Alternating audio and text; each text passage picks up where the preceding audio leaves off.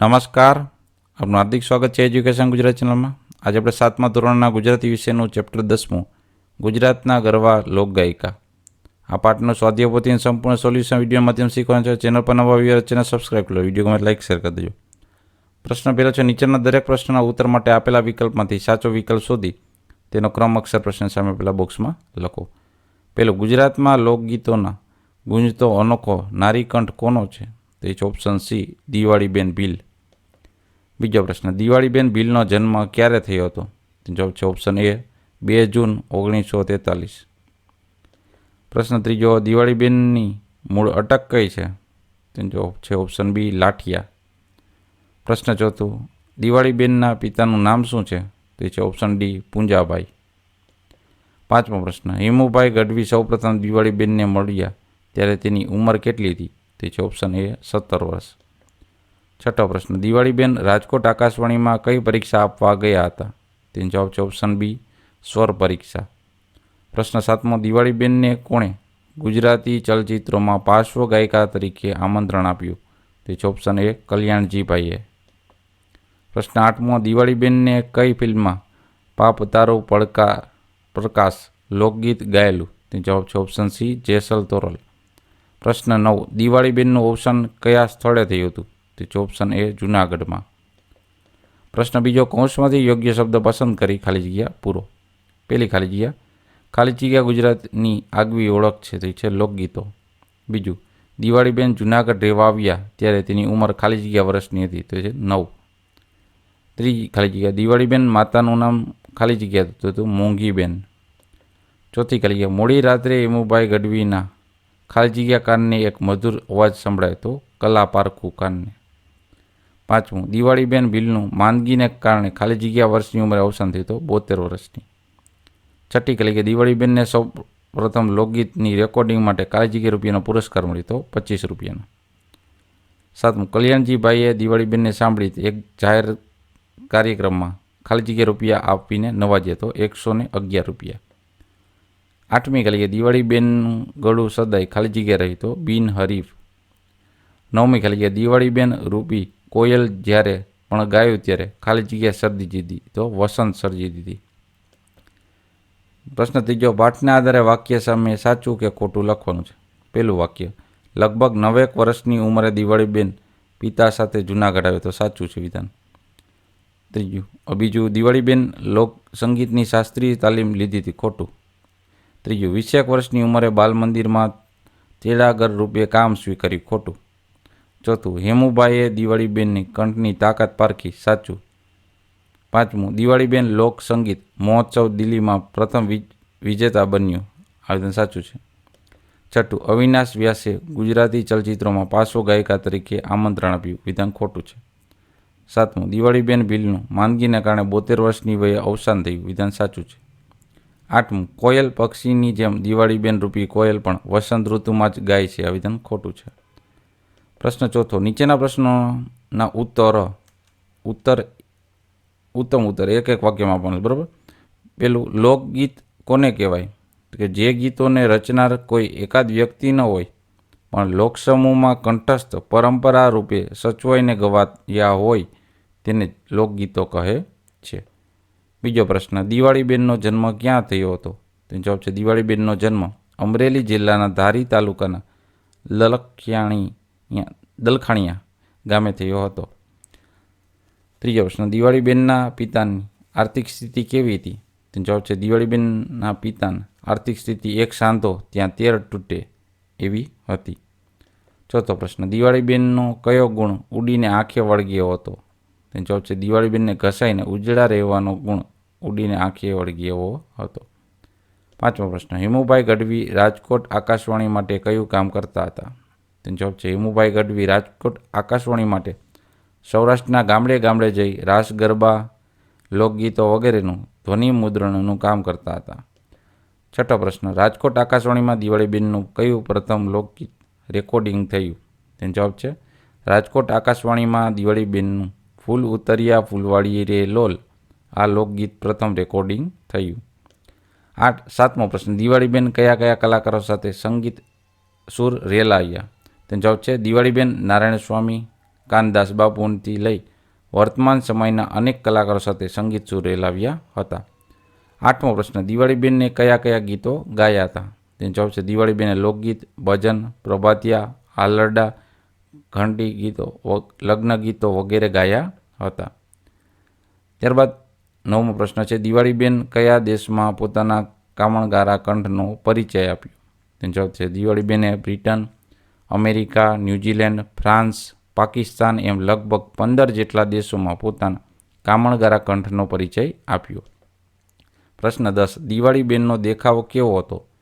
તેનો જવાબ છે દિવાળીબેનનું શ્યામવર્ણ શરીર, કપાળમાં મોટો લાલ કંકુનો ચાંદલો, પ્રમાણમાં મોટા મોટા ચશ્મા, સાડીના પાલવથી સદાય ઢકાયેલું મસ્તક હતું. પ્રશ્ન 11, દિવાળીબેન પાસે કઈ ખૂબી હતી? તેનો જવાબ છે દિવાળીબેનની એક ખૂબી એ હતી કે તેમને સેંકડો ગીતો કંઠસ્થ હતા. પ્રશ્ન 12, દિવાળીબેન ભીલનું અવસાન ક્યારે થયું હતું? તેનો જવાબ છે દિવાળીબેન ભીલનું અવસાન 19 મે 2016ના રોજ થયું હતું. પ્રશ્ન 5, નીચેના પ્રશ્નનો ઉત્તર 2-3 વાક્યમાં લખો. પહેલો પ્રશ્ન, દિવાળીબેન પિતાને આર્થિક મદદ કરવા કયા કયા કામ કર્યા? તેનો જવાબ છે દિવાળીબેને પિતાને આર્થિક મદદ કરવા બાલ મંદિરમાં તેડાગર રૂપે કામ કર્યું. 20 વર્ષની ઉંમરે તેઓ એક હોસ્પિટલમાં નોકરીમાં જોડાયા. આ ઉપરાંત તેમણે રસોઈ બનાવવાનું પણ કામ કર્યું. પ્રશ્ન બીજો, હેમુભાઈ ગઢવીએ મોડી રાત્રે દિવાળીબેનનો મધુર અવાજ સાંભળ્યો ત્યારે તેઓ કયું ગીત ગાતા હતા? તેનો જવાબ છે હેમુભાઈ ગઢવીએ મોડી રાત્રે દિવાળીબેનનો મધુર અવાજ સાંભળ્યો ત્યારે તેઓ નીચેનું ગીત ગાતા હતા. ચાંજ પખાજ વેણા જંતર વાગે, નગારાનો બોલ ઠોર વનમાં, ઝીણા બોલ મોર. આવું ગીત ગાતા હતા. ત્રીજો પ્રશ્ન, દિવાળીબેનને કયા કયા પુરસ્કાર સન્માન મળેલ છે? તેનો જવાબ છે દિવાળીબેનને લંડનની ગુજરાતી સોસાયટી તરફથી સન્માન, સૌરાષ્ટ્ર યુનિવર્સિટી તરફથી સ્વ Hemu Gadhvi award, Gujarat vibrant award, Gujarat સરકારનો ગૌરવ પુરસ્કાર, કવિ કાગ એવોર્ડ અને ભારત સરકારનો ચોથો એવો સર્વોચ્ચ પુરસ્કાર પદ્મશ્રી પણ મળ્યા છે. પ્રશ્ન 6, નીચેના પ્રશ્નનો ઉત્તર 4-5 વાક્યમાં લખો. પેલું, દિવાળીબેનના નાનપણમાં પડિયા પર પાટું અને દાજિયા પર ડામ જેવી કઈ વાત બની? તેનો જવાબ છે દિવાળીબેનના પિતાએ તેઓના લગ્ન હોંશે હોંશે કરી નાખ્યા. દિવાળીબેન પાનેતર ઓઢીને પોતાના સાસરે ચાલ્યા ગયા, પરંતુ તેમના પરિવારનો હરખ લાંબો ટક્યો નહીં. કોઈક કારણોસર તેમના પિતાને વાંધો પડતા દીકરીને સાસરેથી પાછી તેડાવી લીધી. માત્ર 2 દિવસનું લગ્ન જીવન જીવી દિવાળીબેનને સંસારના નામે કડવો ઘૂંટડો પીવો પડ્યો. બીજો પ્રશ્ન, દિવાળીબેન ભીલની જીવનયાત્રામાંથી આપણને કેવું પ્રેરણાબળ મળે છે? તેનો જવાબ છે દિવાળીબેન ભીલને વિરલ પ્રતિભાની જીવનયાત્રામાંથી પસાર થતાં અનેરું પ્રેરણાબળ મળે છે. જેમ કે ઈશ્વરે પૃથ્વી પર પ્રત્યેક માણસ અસાધારણ હોય છે. બસ જરૂર છે માણસ તેની ભીતર રહેલી એ અસાધારણ પ્રતિભાને શોધી લેવાની. નિસ્વાર્થ ભાવે અથાગ પરિશ્રમ રેડવાથી સફળતાના શિખર પર પહોંચી શકાય છે. બસ બી વેરતા જાઓ, એક દિવસ ફળોથી લદાયેલું કોઈ વૃક્ષ માર્ગમાં અચૂક મળી રહેશે. પ્રશ્ન 7, નીચેના પ્રશ્નનો ઉત્તર તમારી નોટબુકમાં લખો. પહેલો પ્રશ્ન, દિવાળીબેન શ્રેષ્ઠ ગાયિકા હતા, આવું કેવી રીતે કહી શકાય? તેનો જવાબ છે દિવાળીબેનના બુલંદ અને મધુર સ્વરે ગવાયેલા ગીતોને હજારો માણસોની મેદની સ્તબ્ધ થઈને સાંભળતી હતી. દિવાળીબેન વિવિધ પ્રકારના માન સન્માન મેળવીને આકાશ આંબ્યું, પણ તેમને પગ સદાય ધરતી પર રાખ્યા. તેઓ સાદગી અને વિવેકના જીવંત મૂર્તિ બની રહ્યા. તેઓને સેંકડો ગીતો કંઠસ્થ હતા. તેમણે ઉંમરને તાબે થયા સિવાય ગીતો ભજનોની મીઠાશ અકબંધ જાળવી રાખી. તેનું ગળું સદાય બિનહરીફ રહ્યું. કોઈ પણ વ્યક્તિ દિવાળીબેનની ગાયિકાને સંપૂર્ણ નકલ કરી શકતું નથી. આથી કહી શકાય કે દિવાળીબેન શ્રેષ્ઠ ગાયિકા હતા. બીજો પ્રશ્ન, બાળપણથી જ દિવાળીબેન સમજદાર હતા એના શાને આધારે કહી શકાય? તેનો જવાબ છે દિવાળીબેન બાળ લગ્ન થયા અને 2 જ દિવસમાં તેમણે સાસરેથી તેડાવી લેવામાં આવ્યા. તેઓ નાની ઉંમરે જ સમજતા હતા કે લુગડાને થીગડું દઈ શકાય પણ પેટને કંઈ ઓછું થીગડું દેવાય છે. તેમના પિતાની આર્થિક સ્થિતિ સારી નહોતી. પોતે પરિવારને ભારરૂપ ન બને તેની કાળજી રાખી તે કુટુંબને મદદરૂપ થવા બાલમંદિરમાં તેડાગર રૂપે 20 વર્ષની ઉંમરે એક હોસ્પિટલમાં નોકરીએ અને તે ઉપરાંત રસોઈ બનાવવાનું કામ સ્વીકાર્યું. આ પરથી કહી શકાય કે દિવાળીબેનની ઉંમર કાચી હતી પણ સમજણ ઘણી પાકી હતી. પ્રશ્ન ત્રીજો, દિવાળીબેનનો અવાજ ગુજરાતના ઘરે ઘરે સી રીતે ગુંજતો થયો? તેનો જવાબ છે હેમુભાઈ ગઢવી આકાશવાણી માટે સૌરાષ્ટ્રના ગામડે ગામડે જઈ રાસ, ગરબા, લોકગીતો વગેરેનું ધ્વનિ મુદ્રણ કરતા હતા. તે અને એમના મિત્રો અથાગ રજળપાટને અંતે જૂનાગઢ પહોંચ્યા. મોડી રાત્રે તેમના કાને દિવાળીબેનનો મધુર અવાજ પડ્યો. તેમણે જોયું તો એક 17 વર્ષની કન્યાનો કંઠ ગગનના ગોખે ચડી રેલાઈ રહ્યો હતો.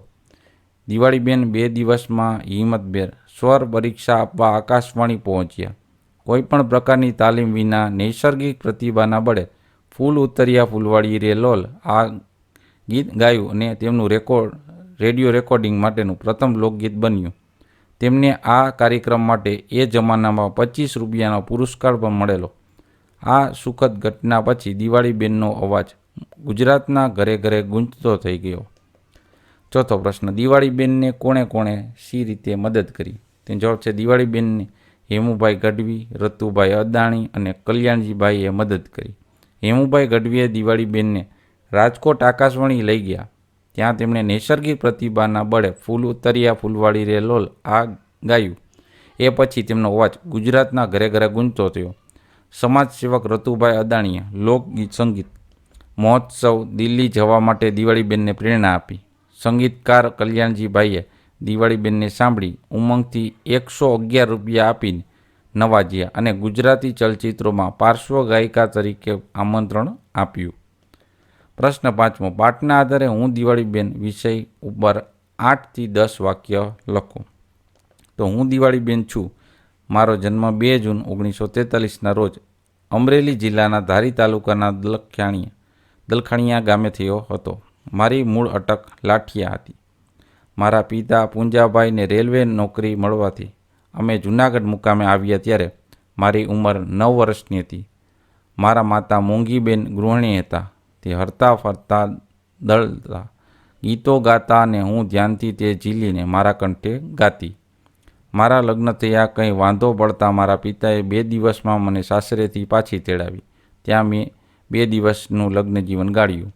પિતાની સ્થિતિ સારી નહોતી, તેથી કુટુંબને મદદરૂપ થવામાં મેં બાલમંદિરમાં તેડાગર રૂપે, હોસ્પિટલમાં તેમજ રસોઈ બનાવવામાં કામ કર્યા.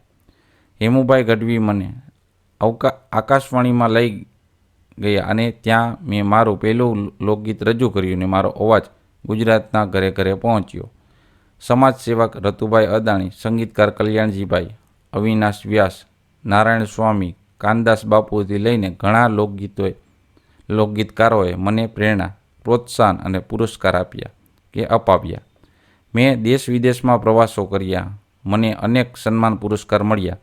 ભારત સરકારના પદ્મશ્રી એવોર્ડથી વિભૂષિત થઈ. આમ મારું જીવન ધન્ય થયું. પ્રશ્ન 8મો, આપેલ વિગતોને આધારે પ્રશ્નોના ઉત્તર લખો. પેલું, ક્લસ્ટર કક્ષાએ શાનું આયોજન થવાનું છે? તેનો જવાબ છે ક્લસ્ટર કક્ષાએ કલા ઉત્સવનું આયોજન થવાનું છે. બીજો પ્રશ્ન, આ ઉત્સવમાં કઈ સ્પર્ધાઓમાં ભાગ લઈ શકાશે? તેનો જવાબ છે આ ઉત્સવમાં ચિત્ર સ્પર્ધા, બાળ કવિ સ્પર્ધા, સંગીત સ્પર્ધા જેવી સ્પર્ધાઓમાં ભાગ લઈ શકાશે. ત્રીજો પ્રશ્ન, કઈ સ્પર્ધામાં પોતાની પ્રસ્તુતિ 5 મિનિટમાં પૂર્ણ કરવાની રહેશે? તેનો જવાબ છે સંગીત સ્પર્ધામાં પોતાની પ્રસ્તુતિ 5 મિનિટમાં પૂર્ણ કરવાની રહેશે. ચોથો પ્રશ્ન, એક સ્પર્ધામાં એક વિદ્યાર્થીને ₹200 ઇનામ મળે છે. તેણે કયો ક્રમ મેળવ્યો હશે? તેનો જવાબ છે જે વિદ્યાર્થીએ ₹200 ઇનામ મેળવે છે તે દ્વિતીય ક્રમ મેળવ્યો હશે. 5મું, એક વિદ્યાર્થી ધોરણ 5માં અભ્યાસ કરે છે. શું તે ભાગ લઈ શકશે કે કેમ? જે વિદ્યાર્થી ધોરણ 5માં અભ્યાસ કરે છે તે ઉત્સવમાં ભાગ લઈ શકશે નહીં, કારણ કે આ ઉત્સવ ધોરણ 6 થી 8ના વિદ્યાર્થીઓ માટે છે. છઠ્ઠો પ્રશ્ન, કઈ સ્પર્ધાનો સમય સૌથી વધુ છે? તેનો જવાબ છે ચિત્ર સ્પર્ધાનો સમય સૌથી વધુ છે. 7મો પ્રશ્ન, સૌથી ઓછું ઇનામ કયા ક્રમાંક માટે અને કેટલું છે? તેનો જવાબ છે સૌથી ઓછું ઇનામ તૃતીય ક્રમાંક માટે ₹100 છે. પ્રશ્ન 9, અહીં આપેલ વાક્યમાં ક્રિયા વિશેષણ શોધી તે ક્રિયા વિશેષણને આધારે બીજા વાક્યો બનાવો. તેમાં પહેલો પ્રશ્ન, મેના ખૂબ ધીમેથી બોલે છે. તો ખૂબ ધીમેથી વચ્ચે ઉપયોગ કરવાનો. બીજા વાક્યમાં તે ખૂબ ધીમેથી પસાર થયો. બીજું, કૃષ્ણએ ઝડપથી ચાલવા માંડ્યું. તો ક્રિયા વિશેષણથી ઝડપથી. બીજા વાક્યમાં રવિએ ખૂબ ઝડપથી ખાધું. ત્રીજું, આજે પણ એમણે ઘણું મોડું થયું. તો ઘણું થયું ક્રિયા વિશેષણ. અને બીજા વાક્ય બન્યું તો દરિયા કિનારે ઘણું રખડ્યો. ચોથું, શું ખાય છે તે જોવા એણે નજર ઝીણી કરી. તો ઝીણી થયું ક્રિયા વિશેષણ. બીજું વાક્ય, કોડામાં પાણી પીવા એણે ધાર ઝીણી કરી. ત્યારબાદ ખોળાની ખોબામાં છે, ખોબામાં પાણી પીવા. ખોબામાં પાણી પીવા. પાંચમું, મારો ઘોડો ધમધમ ચાલે છે. તો ધમધમ થયું ક્રિયા વિશેષણ. બીજા વાક્યમાં છે, મુન્ની ઘરમાં ધમધમ ચાલે છે. છઠ્ઠું, તોફાની આખલો પણ ત્યાં ધીમો પડ્યો. તો ધીમો પડ્યો થયું ક્રિયા વિશેષણ.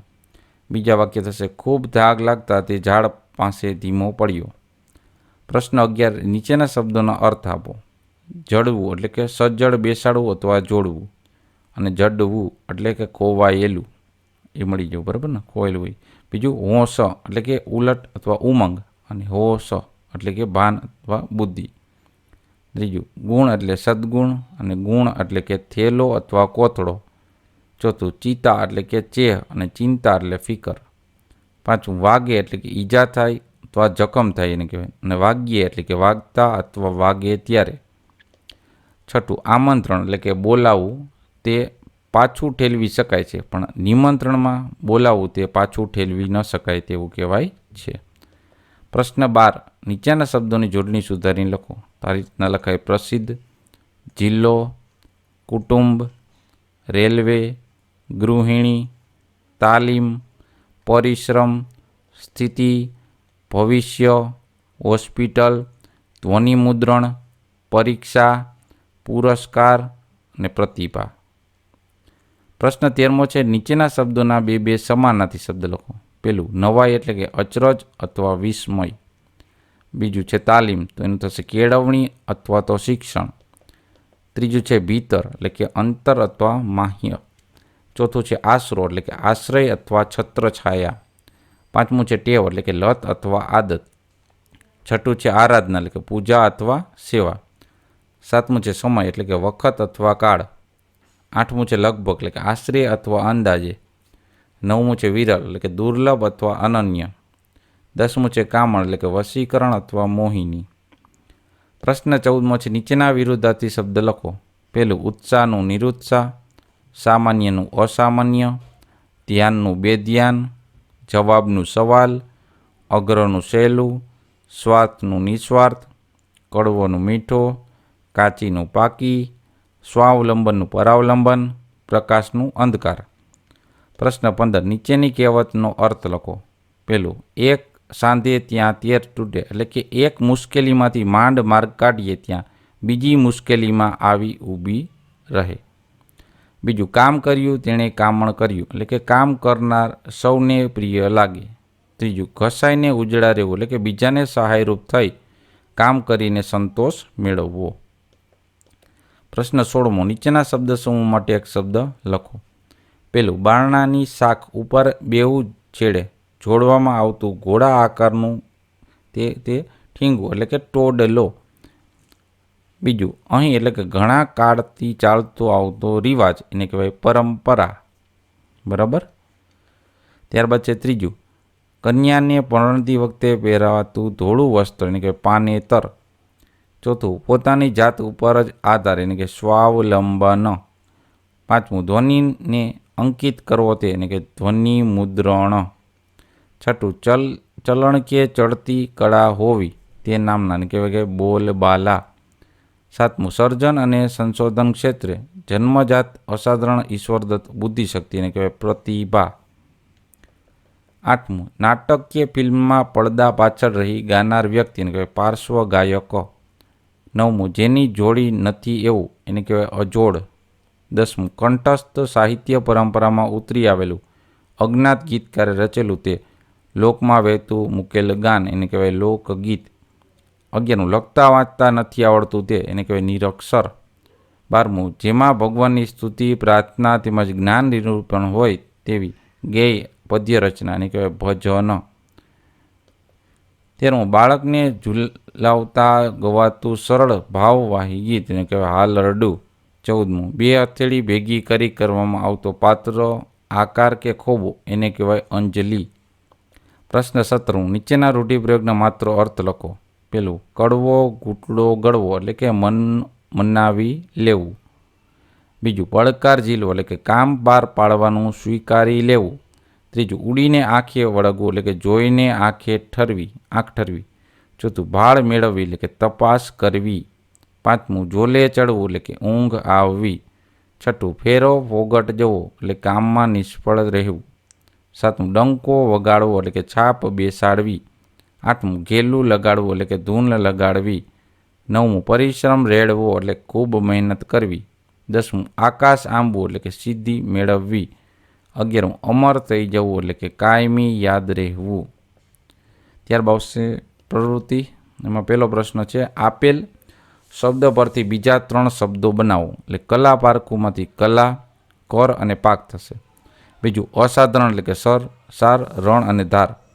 સ્મશાન યાત્રા એટલે કે સ્મશાન, શાન અને યાત્રા. લગ્ન જીવન એટલે કે વન, જીવન, જીવ અને જીન. પ્રશ્ન બીજો આપેલ શબ્દનું ઉચ્ચારણ કરો અને અર્થ શોધીને લખો. તો હસ્ત પ્રક્ષાલન એટલે કે હાથ ધોવા. રુધિરાભિસરણ એટલે કે શરીરમાં લોહીનું પરિભ્રમણ.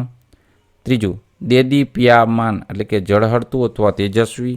કર્તવ્ય પાલન એટલે કે ફરજ બજાવવી. પાંચમું આકાશ કુસુમવત એટલે કે અસંભવિત અથવા અશક્ય. છઠ્ઠું અર્થોપાર્જન એટલે કે પૈસાની કમાણી. આદ્રતા એટલે કે ભેજવાળું અથવા કોમળતા.